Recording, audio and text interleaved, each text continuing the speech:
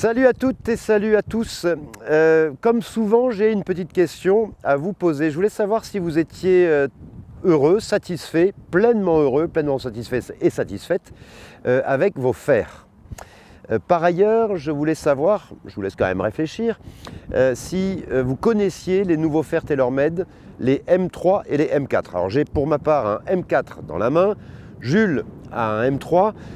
Jules, je sais que tu joues les longs fers, M3, donc fer 5, fer 4, fer 3 et même fer 2 si je ne m'abuse. Ça dépend des fois. Ouais.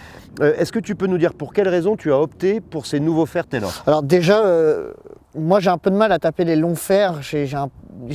Parfois quand je la descends, je perds beaucoup de distance, ce qui n'est pas du tout le cas avec ce club-là, parce qu'il a une semelle plus importante, mais qui reste quand même assez fine, qui déjà aspire beaucoup confiance et qui n'empêche pas le club de bien passer. C'est-à-dire quand vous le posez, vous avez vraiment la sensation d'avoir un fer sécurité, mais à la fois performant et qui va assez loin quand même, hein. Alors si vous recherchez un tout petit peu plus d'informations sur ces clubs, hein, ils bénéficient tous les deux de la technologie du Ribcore.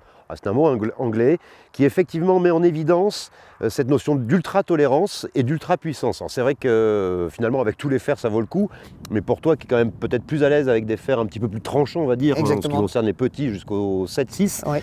Tu as plutôt vraiment opté pour les Ribcore. Alors le M3, je vous expliquerai la différence entre le M3 et le M4, mais c'est vraiment ce principe d'ultra-puissance, de grande maniabilité et de tolérance. Et de grande tolérance. Voilà, exactement. Alors si on peut observer une petite différence entre le M3 ici et le M4 que j'ai dans les mains, c'est que la semelle est un tout petit peu plus fine sur le M3. Après c'est vraiment au niveau de la préférence et du look, hein. On se sentira encore plus en tolérance avec ces semelles légèrement élargies, mais c'est vrai que quand on pose le club au sol et quand on le regarde voilà, dans son axe normal si je peux dire, on voit quand même que c'est un club qui est fin, qui est hyper bien dessiné. C'est vrai qu'il a une belle gueule.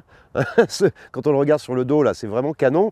Et avec tous ces avantages, il y a un autre avantage dont on n'a pas parlé parce qu'il existe déjà chez TaylorMade, c'est le principe de la Speed Pocket. C'est cette petite zone-là qui est... alors je vais me tromper en disant que c'est du caoutchouc, mais bref, c'est ce petit truc noir là, voilà, on va l'appeler le truc.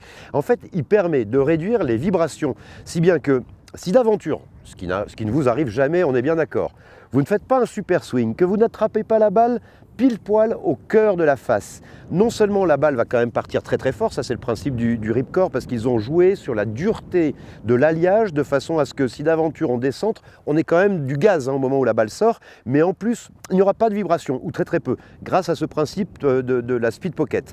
Donc ce sont des clubs ultra tolérants, ultra puissants, oui. Et en plus on ne risque pas d'avoir les mains qui tremblent si d'aventure, qui arrive très très peu souvent, on n'attrape pas la balle au cœur de la face. Moi j'ai hâte de te voir à l'œuvre. En tout cas, moi je vous conseille de les essayer. M3 ou M4, c'est de la bombe.